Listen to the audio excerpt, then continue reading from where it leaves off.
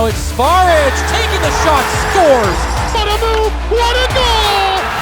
How about that? It handles its way to the net, scores!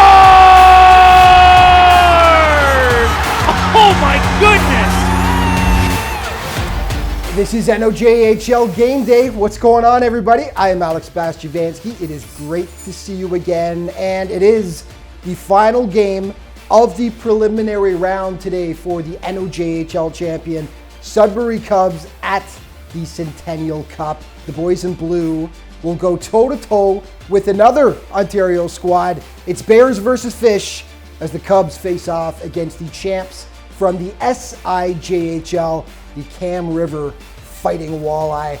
Game day brought to you, of course, by our friends at BrokerLink Auto, Home, and Business Insurance.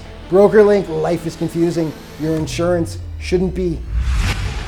And a quality kill, Fournier with Bremer, he scores! David Fournier is his first at the Centennial Cup. Okay, quick highlights from the Cubs clash with Trenton on Monday. The Hawks did jump out to the 1-0 lead. Sudbury struck back late in the first. Alexandre Valade with the seeing eye point shot that beats Ryan Sanborn, and it was all knotted up at one apiece. Sanborn had to come up huge a few times, robbing Nolan Newton on the drive to the net right there. And then Samasinaway, ping, ringing it off the crossbar. Oh, the frustration late in the first. David Fournier rips one short side on Carson Chartier to put the Golden Hawks up once again. It was 2-1. The Cubs hit back in the second, though. Lincoln Moore continues to be an absolute rock star for Sudbury. He nabs his fourth of the tournament, but then controversy as the Cubs feel they were robbed of a goal here.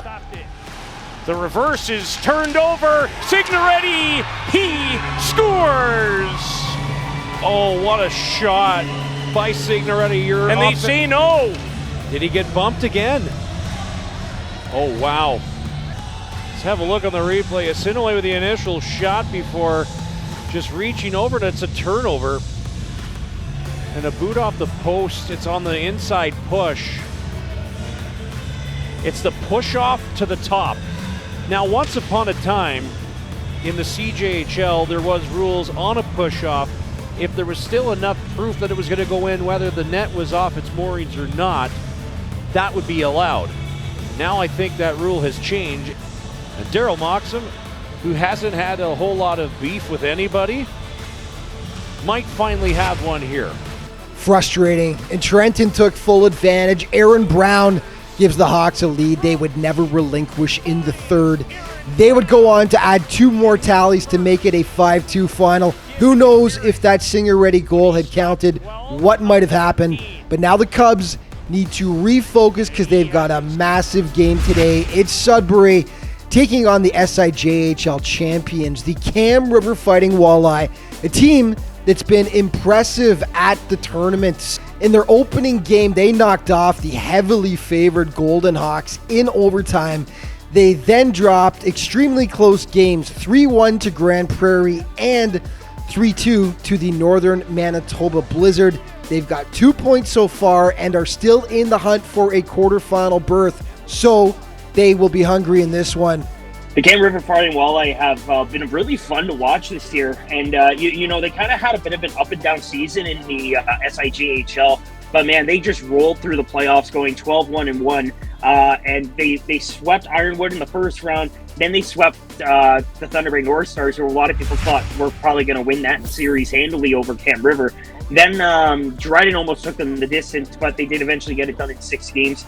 So Cam River is probably the more successful team of the 10 going into the tournament, and they've been led by a lot of really great people, especially former Greater Sudbury Cub Jacob Lamoureux, who has really fit in very well on the Cam River Fighting Walleye. Obviously, Sudbury made a really tough decision letting him go, but you know what? He's benefited really well in Cam River, and he's been a really, really solid option for them. I expect him to kind of be an X factor going into this game. And here's a look at your Group A standings heading into today. Trenton and Northern Manitoba have qualified for the next round. The top 3 teams qualify from the group. Sudbury has the advantage over Grand Prairie due to defeating them head-to-head. So for the Cubs today, what they need to do in their final round robin game is crystal clear. There's only one goal in mind going into this game. Win and you're in. A win almost solidifies them a spot in the playoffs for the NOJHL, which hasn't happened in well over a decade. Under this current format, no NOJHL team has made the playoff round, and the last team to make the playoff round at the Junior A Championship was the 2012 Sioux Thunderbirds. So I'm sure the Cubs would like to change history, but you definitely can tell that Cam Rivers not going to make it easy in this game. So it's Greater Sudbury facing off with Cam River today. It's the opener for Centennial Cup games on Wednesday, with the puck dropping at 2 p.m. Eastern Time.